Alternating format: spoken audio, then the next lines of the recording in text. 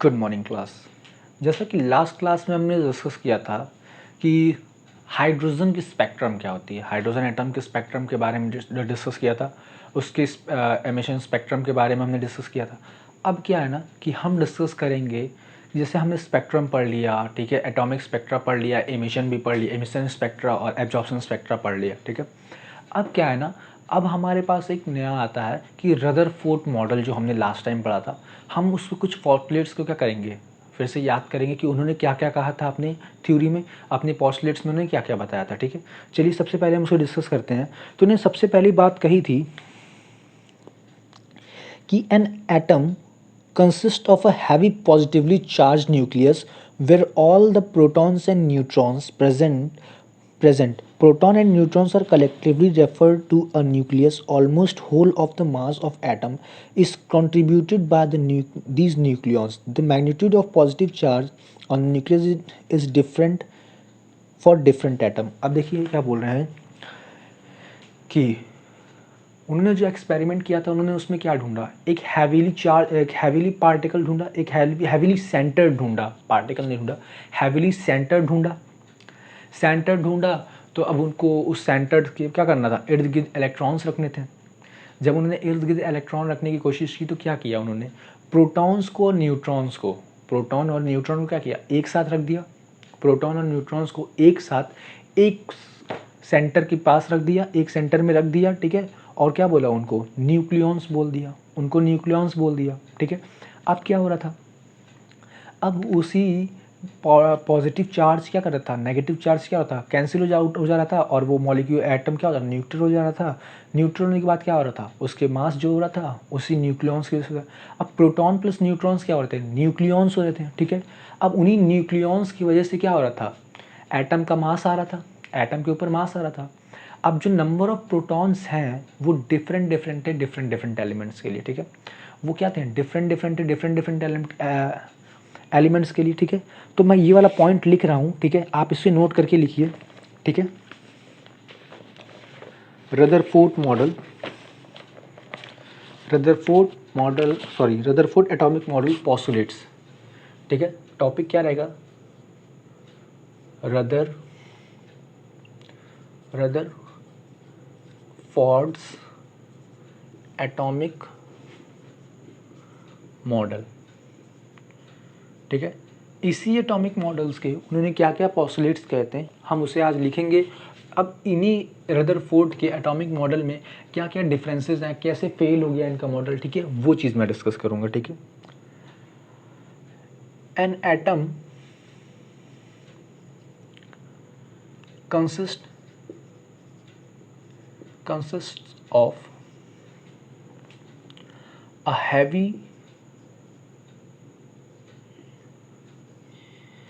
positively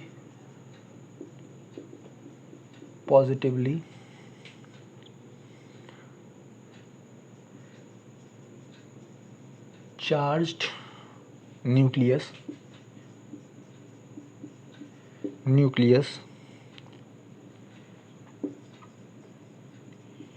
nucleus where all the protons and neutrons are present। जहाँ क्या थे, सारे न्यूट्रॉन्स और प्रोटॉन और न्यूट्रॉन्स क्या थे, प्रेजेंट थे। दूसरा पॉइंट उन्होंने क्या बोला, almost whole of the proton and neutrons collectively called nucleons. Nucleons एक साथ क्या कहलाते हैं, वो न्यूक्लियॉन्स कहलाते हैं। तीसरा पॉइंट उन्होंने क्या बोला, almost whole of the mass of the atom is contributed by the nucleons. Almost whole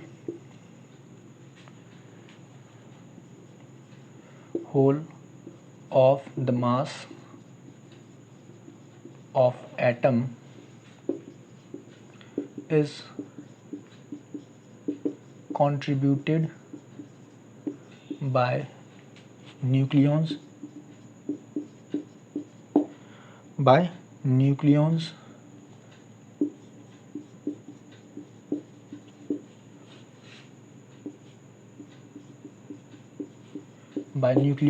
ठीक है, ठीक है। The magnitude of positive charge on nucleus. अब इन्होंने चौथा पॉइंट क्या बोला, the number of proton are different for different element, ठीक है। इन्होंने ये 4 पॉइंट बोला, क्या क्या बोला कि एक एटम है, क्या है, हैवीली पॉजिटिव, उनका उसका जो consist of heavily positively charge nucleus which is all the proton which where all the proton and nucleons are present. ये एक ऐसा सेंटर है न्यूक्लियस एटम का जहाँ पे क्या पॉजिटिवली चार्ज न्यूक्लियस मिलता है और उसमें क्या होते हैं, न्यूट्रॉन और प्रोटॉन होते हैं, ठीक है। अब इन्हीं न्यूट्रॉन और प्रोटॉन को एक साथ क्या कहा जाता है, न्यूक्लियॉन्स कहा जाता है, ठीक है। अब ये जो एटम का जो सारा मास होता है वो कौन कंट्रीब्यूट करता है, न्यूक्लियॉन्स। यही प्रोटॉन और न्यूट्रॉन क्या करते हैं, कंट्रीब्यूट करते हैं। यानी अगर मास 1 kg है, मान लीजिए एक एग्जांपल दे रहा हूँ कि एक एटम का मास 1 kg है, ठीक है, तो उसका मास किससे किससे आया होगा, पहला तो न्यूट्रॉन से और दूसरा किससे, न्यूक्लियस से आया होगा, ठीक है। अब देखिए फोर्थ वाला, the number of proton are different from different element. अब क्या है, जो नंबर ऑफ प्रोटॉन है, जो नंबर ऑफ न्यूट्रॉन है, वो डिफरेंट एलिमेंट्स के लिए क्या होगा, डिफरेंट होगा। जो डिफरेंट एटम के लिए डिफरेंट होगा, ठीक है। अब इन्होंने आगे क्या कहा, the volume of nucleus is very small and is only is a minute fraction of total volume of the atom, ठीक है। अब इन्होंने 5वां कारण क्या बोला, the volume of nucleus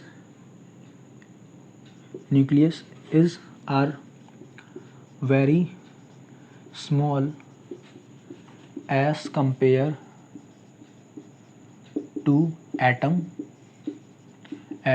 volume, ठीक है। एटम के वॉल्यूम के कंपैरिजन में क्या था, न्यूक्लियस का वॉल्यूम बहुत ही छोटा था, ठीक है। Nucleus has a diameter of order 10⁻12 to 10⁻13 centimetre. अब क्या है, छठवां point, the diameter of nucleus is about 10⁻12 to 10⁻13 centimetre. Just imagine करिए कि इतना छोटा सेंटीमीटर, इतना छोटा लेंथ है तो उसका वॉल्यूम कितना छोटा होगा सपोज, ठीक है। चलिए, and the atom diameter is about 10⁻8, ठीक है। And the diameter of atom is about 10⁻8 centimetre, ठीक है, 10⁻8। अब देखिए न्यूक्लियस क्या है, 10⁻12 सेंटीमीटर छोटा है और एटम क्या है, 10⁻8 सेंटीमीटर का, ठीक है, थोड़ा सा बड़ा है, ठीक है। Now the diameter size of atom is, देखो, so the radius of nucleus is proportional to the cube root of the number. ये तो आपके काम का नहीं है, ठीक है। चलिए अब ये, there is an empty space around the nucleus called extra nuclear part. अब क्या है, इन्होंने बोला कि एटम के इर्द गिर्द क्या है, इसको पहले नोट करिए, फिर मैं आगे नोट कर रहा हूँ। ये नोट हो गया, चलिए मैं आगे नोट करवाता हूँ, ठीक है। ये 7th पॉइंट था, मैं 8th पॉइंट से लिखूंगा यहाँ से, ठीक है। मैं 8th पॉइंट से लिखना शुरू करता हूँ, ठीक है, ज़्यादा नहीं है, 3 पॉइंट और है, ठीक है।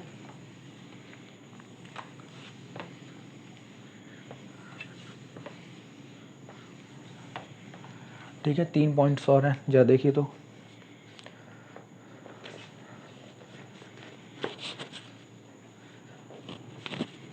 एट्थ वाला पॉइंट क्या बोल रहा है, there is an empty space around the atom, sorry, the nucleus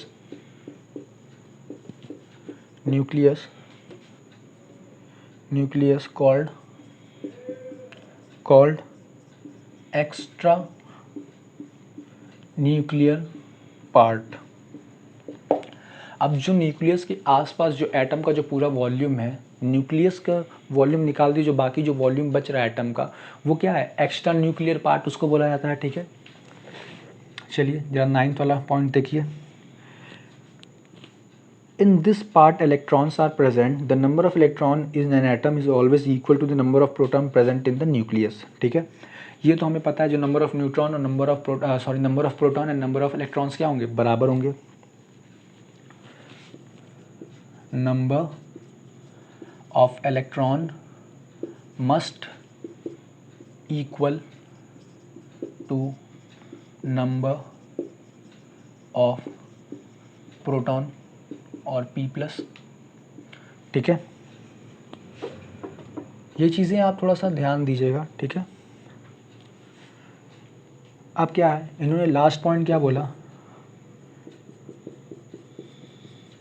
electrons revolve. Main point हमारा यही है। ठीक है, देखिए ज़रा, around the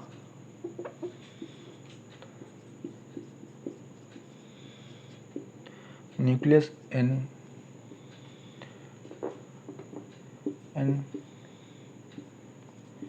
closed orbits with high speed।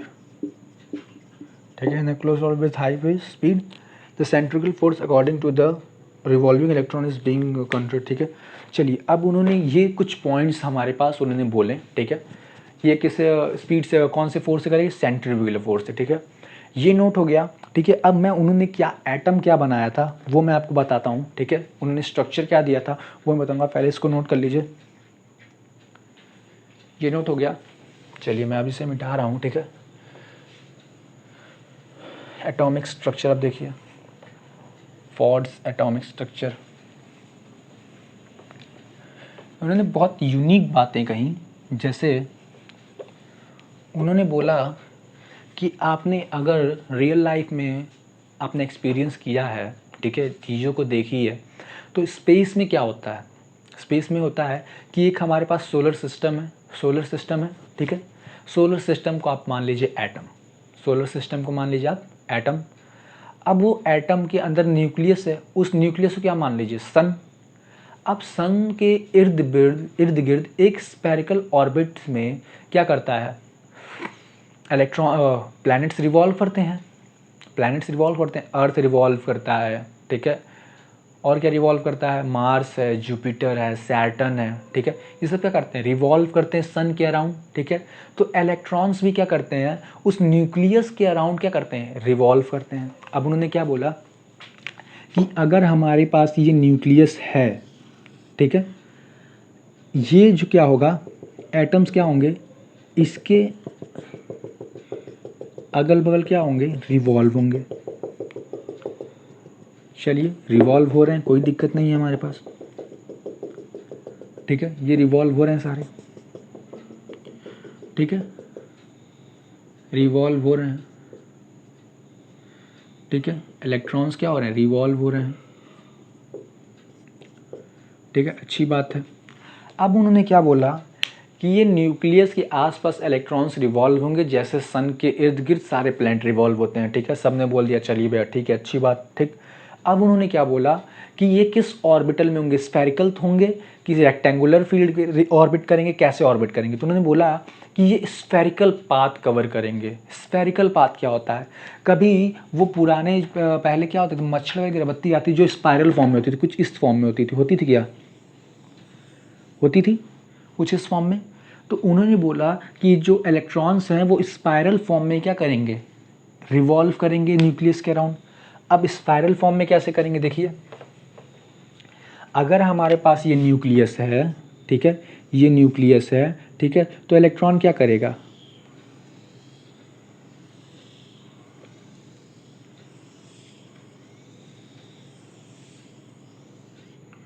Electron यहाँ से रिवॉल्विंग करना शुरू किया और यहाँ से घूमते घूमते घूमते घूमते स्पायरल फॉर्म लेते लेते क्या आएगा, इस न्यूक्लियस के पास आएगा और क्या होगा, एक समय ऐसा आएगा कि ये इलेक्ट्रॉन क्या होगा, न्यूक्लियस पे गिर जाएगा। ठीक है, न्यूक्लियस पे गिर जाएगा, सॉरी ये चीज़ आपको बाद में बताना था। ठीक है, ये इलेक्ट्रॉन्स क्या करेगा, इस फॉर्म में रिवॉल्व करेगा और एक समय इस पे जाके गिर जाएगा। ठीक है, और क्या उन्होंने बोला कि इसकी जो एनर्जी है वो क्या होगी, लगातार रेडिएट होगी।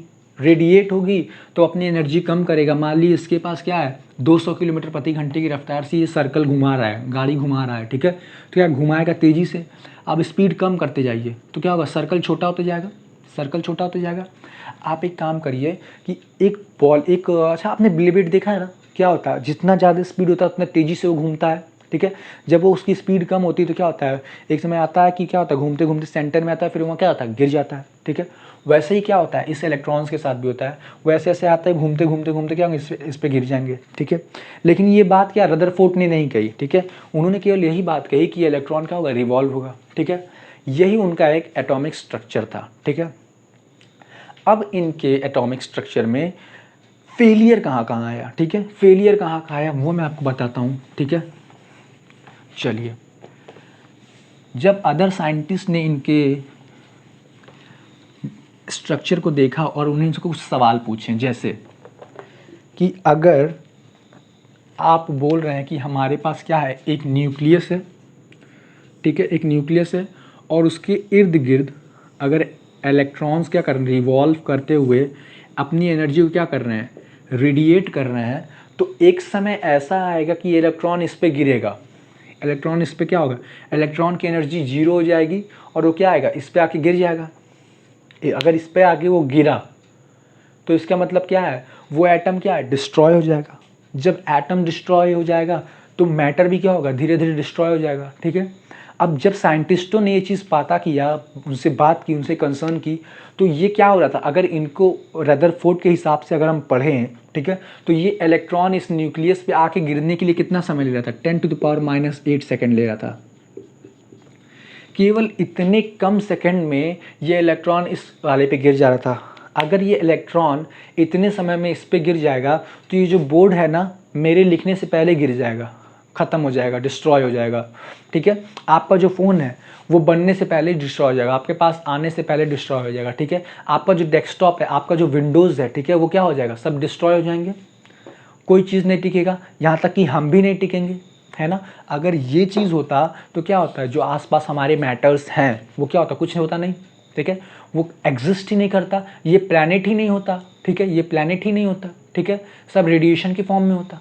ठीक है, यहाँ पे वो फेल कर गए, वो बोले अगर ऐसा होता तो आप एक्सप्लेन करिए ऐसा। ठीक है, तो वो इस चीज़ को एक्सप्लेन नहीं कर पाए। ठीक है, वो इस चीज़ को एक्सप्लेन नहीं कर पाए। अब उन्होंने क्या किया, अब दूसरा सवाल क्या पूछा गया कि हाइड्रोजन एटम जो होता है, ठीक है, उसका जो स्पेक्ट्रम मिलता है, अगर हम इसके फॉर्म से देखा जाए तो उसका हाइड्रोजन एटम में क्या होना चाहिए, कॉन्टिन्यूस स्पेक्ट्रम होना चाहिए। लेकिन हमने कुछ देर पहले क्या पढ़ा है, कुछ लेक्चर्स पहले क्या पढ़ा है कि उसका डिसकॉन्टिन्यूस स्पेक्ट्रम आता है ना, डिसकॉन्टिन्यूस स्पेक्ट्रम आता है। उन्होंने क्या बोला कि ये इलेक्ट्रॉन जो है ये लगातार एनर्जी रेडिएट करेगा। अगर इलेक्ट्रॉन लगातार एनर्जी रेडिएट करेगा तो क्या वो हाइड्रोजन एटम का भी हाइड्रोजन एटम का भी इलेक्ट्रॉन क्या करेगा, लगातार एनर्जी रेडिएट करेगा। तो कॉन्टिन्यूस स्पेक्ट्रम आना चाहिए। अगर वो लगातार एनर्जी रेडिएट कर रहा है तो हमारे पास क्या आना चाहिए, कॉन्टिन्यूस स्पेक्ट्रम आना चाहिए। लेकिन ऐसा नहीं था। ठीक है, लेकिन ऐसा नहीं था, क्या आ रहा था, डिसकॉन्टिन्यूस स्पेक्ट्रम आ रहा था हमारे पास। ठीक है, डिसकॉन्टिन्यूस स्पेक्ट्रम आ रहा था। ठीक है, तो वो यहाँ पे भी फेल कर गए। ठीक है, अब देखिए मैं इनको थोड़ा सा पढ़ रहा हूँ। ठीक है, आप थोड़ा सा ध्यान दीजिए। According to the Rutherford model of an atom consists of a heavy positively charged nucleus surrounded by negatively charged electron moving around it in a circular path called orbits। ठीक है, अब चलिए इनका मैं थोड़ा सा फेलियर बताता हूँ। ठीक है, the distance of separation between planet and the sun, however there is an important difference between the solar system and the nuclear model। अब सोलर सिस्टम और न्यूक्लियर मॉडल में भी क्या डिफरेंस बताया गया, देखिए क्या है। The electrons have extremely small mass and are negatively charge whereas planets are massively and neutral. अब क्या होता है, इलेक्ट्रॉन का तो नेगेटिवली चार्ज होता है, बहुत स्मॉल पार्टिकल होता है, और प्लैनेट्स क्या होते हैं, हैवीली मास्ड होते हैं, बहुत ज़्यादा भारी होते हैं, और क्या होते हैं, न्यूट्रल होते हैं। ठीक है। The planet revolve in a well defined circular path around the sun. अब क्या होता है कि सन के इर्द गिर्द एक सेपरेट पाथ में, एक सर्कुलर ऑर्बिट में, फिक्स्ड ऑर्बिट होता है, उसमें वो रिवॉल्व करते हैं। ठीक है। However, the raise of difficulties with the Rutherford model is failed to light of in the light of electromagnetic principle. It shows the Clarkman that the charged body moving under influence of attractive force loses energy continuously. अब Maxwell ने क्या कहा कि जो भी कोई भी charge body अगर किसी फोर्स के इन्फ्लुएंस में क्या कर रहा है, रिवॉल्व कर रहा है या ऑर्बिटल मूव कर रहा है, तो क्या करेगा, एनर्जी रेडिएट करेगा, और जब वो एनर्जी रेडिएट करेगा तो क्या होगा, वो इलेक्ट्रॉन क्या होगा, डिस्ट्रॉय होगा। ठीक है। अगर मान लीजिए आपको धीरे धीरे आपका कभी एक बार हाथ निकालेगा, एक बार दोनों हाथ धीरे धीरे निकालेगा, दोनों पैर हटा दिया गया, तो क्या होगा, आपकी बॉडी धीरे धीरे डिस्ट्रॉय हो रही है ना। अगर मान लीजिए आपके पास एक खिलौना है, आपने उसका एक बार पहिया निकाला, एक बार सीट निकाला, एक बार स्टीयरिंग व्हील निकाला, एक बार इंजन निकाला, तो आप क्या कर रहे हैं, उस पीस को धीरे धीरे क्या कर रहे हैं, डिस्ट्रॉय कर रहे हैं। ठीक है। तो क्या होगा, एक समय ऐसा आएगा कि पूरा डिस्ट्रॉय हो जाएगा। ठीक है। वैसे ही इलेक्ट्रॉन है, उसके पास जितनी एनर्जी धीरे धीरे रेडिएट होगी, तो क्या होगा, एक समय बाद वो क्या होगा, डिस्ट्रॉय हो जाएगा। ठीक है। तो ये सब चीज़ें उन्होंने एक्सप्लेन नहीं कर पाई। ठीक है। Rutherford model cannot explain the stability of atom if the motion of electron described on the basis of classical mechanism electronic theory, electromagnetic theory. We may think that if the motion of electron in the orbital leads to instability of atom, this is why the consider of electrons stationary around the। अब क्या हुआ, वो atom का structure भी नहीं बता पाए। उन्होंने क्या किया, वो एटम का स्ट्रक्चर भी नहीं बता पाए। अगर वो इलेक्ट्रॉन मूव कर रहा है तो क्या एक इलेक्ट्रॉन ये फिक्स जगह नहीं है ना, वो फिक्स जगह नहीं है। अगर मान लीजिए ये चीज़ मूव कर रही है तो ये इलेक्ट्रॉन की बॉडी क्या ये पूरी चीज़ मूव करेगी। अगर ये ऐसा होता कि इलेक्ट्रॉन मूव करती तो ये पूरा बोर्ड मूव करता। ठीक है, हिलता, गोल गोल घूमता, लेकिन ऐसा नहीं हो रहा है। ठीक है। तो उन्होंने एटम का स्ट्रक्चर भी बताने से क्या हो गया, फेल हो गए। ये कुछ चीज़ें थी जो उन्होंने बता नहीं पाया। ठीक है। अब क्या हुआ, ठीक है, इसको एक मिनट देखिए, मैं बताता हूँ फिर। ये सब कुछ चीज़ें थी जो बता वो नहीं पाए। ठीक है। अब उनका फेलियर हमें पता चल गया, उनने जो फॉस्फेट्स दिया था वो हमें पता चल गया, उनका फेलियर पता चल गया। लेकिन जब सारे एटम्स के स्ट्रक्चर जो है फेल हो गए, ठीक है, तो अब क्या है, एक नया मॉडल आया। क्या आया, एक नया मॉडल आया जिसे हम क्या करेंगे, अब स्टडी करेंगे। ठीक है। जिसका है नाम है, पहले तो हम क्या करेंगे, हम एनर्जी लेवल्स जानेंगे और ऑर्बिट्स जानेंगे कि क्या होते हैं। ठीक है। फिर हम बोर्स मॉडल ऑफ क्या पढ़ेंगे, नील बोर्स आए, उन्होंने क्या दिया, एनर्जी लेवल दिया, ऑर्बिटल की थ्योरी दी। ठीक है। उसके बाद क्या दिया उन्होंने, अपना एक एटॉमिक स्ट्रक्चर दिया। ठीक है, जिसे हम बोलते हैं बोर्स मॉडल ऑफ एटम। ठीक है। अब हम इसको डिस्कस करेंगे नेक्स्ट क्लास में। ठीक है। ये जो रदरफोर्ड के आपके पास पोस्टुलेट्स हैं और वो ड्रॉबैक्स हैं, इनको आप याद रखिएगा, क्योंकि ये एग्ज़ाम में डेफिनेटली पूछे जाएंगे, 110% पूछे जाएंगे। 5 मार्क्स के क्वेश्चन में आएगा, लिख के ले लीजिए, पेपर लीक हो गया है CBSE का इस बार। ठीक है। तो पढ़िए, आएगा ज़रूर। ठीक है। मिलते हैं नेक्स्ट क्लास में।